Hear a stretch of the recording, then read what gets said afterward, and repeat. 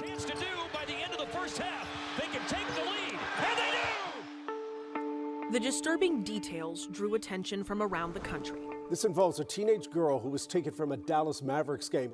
On April 8, 2022, a 15-year-old girl went to a Mavs game with her dad. She left her seat to use the bathroom around halftime and never came back. The parents of a 15-year-old girl who disappeared from a Dallas Mavericks game want accountability now. Days later, she was recovered from what police say was a sex trafficking operation in Oklahoma City. But for Brooke and Kyle Morris, it's what didn't happen the night their daughter disappeared that haunts them. I certainly did not get that sense that there was a lot of urgency, that they were maybe overly concerned. Kyle Morris and Dallas police confirm he reported her missing to an off-duty officer who was working the game and that the area was searched. They were checking bathrooms and stairwells. But they weren't checking outside. No. Because there's footage of her outside sitting on the steps with police officers coming in and out of view. If there had been a photo, if there had been a description, I mean, anything, they would have been like, hey.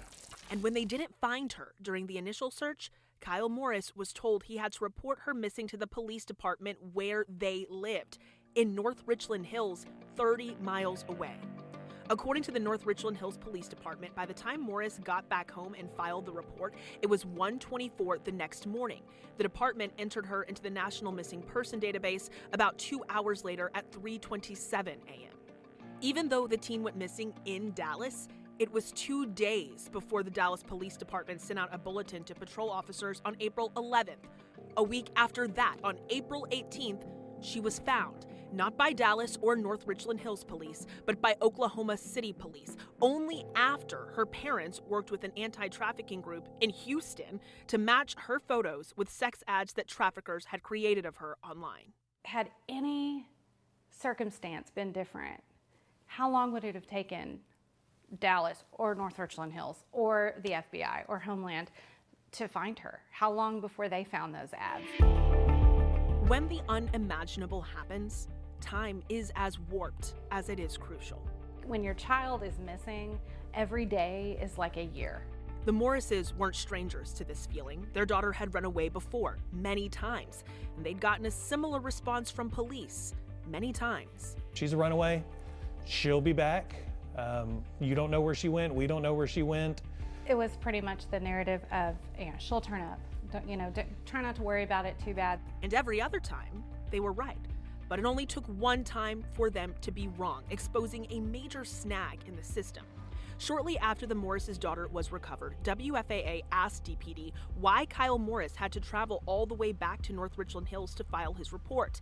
In an email, a spokesperson cited Section 51 of the Texas Family Code, writing that this portion of state law, quote, dictates that missing juveniles are investigated as runaways unless there are circumstances which appear as involuntary, such as a kidnapping or abduction, and that those cases, per code, are to be filed where the juvenile resides.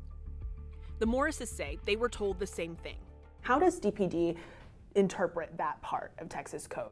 I would say that investigatively it may have caused us some concerns.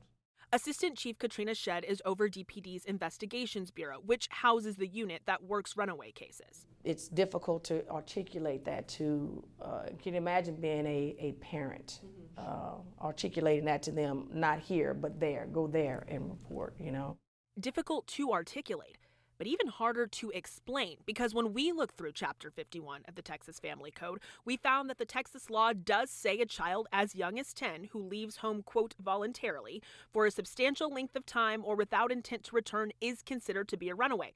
But this part of the code does not at all address how law enforcement is supposed to respond or create the case. That's actually found in Texas Criminal Code in Chapter 63. And we didn't find any requirements for people reporting runaways to do so in their home jurisdiction in this part of the law either.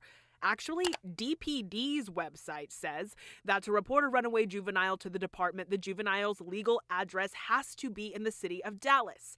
A department policy, not state law. And so that's kind of the disconnect that occurred there.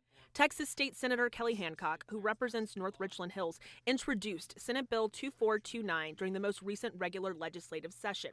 The bill states that a local law enforcement agency, regardless of jurisdiction, must start an investigation and enter the child into the National Crime Information Center within 48 hours. It wasn't consistent what all police forces will look at when a child goes missing and how they treat runaways and missing children. It also gives a clearer definition of what makes a missing child at risk and gives additional training for responding to them. There was a lag time and delay that this legislation is, and working with police, hopefully that will address some of this gap that occurred. The governor signed it into law this month. It goes into effect on September 1st. My hope is that no one else has to go through anything even remotely similar to our situation. In a statement, DPD said it is reviewing all legislation and will work to implement any required changes when the new law goes into effect in September. Now, I also reached out to some other local police departments in our area, and Fort Worth confirmed it also requires runaways to live in the city for the department to investigate the case. We will continue to dig on the investigations and the stigma of runaway teens in North Texas, and I do want to hear from you. You can send me an email to investigates@wfaa.com.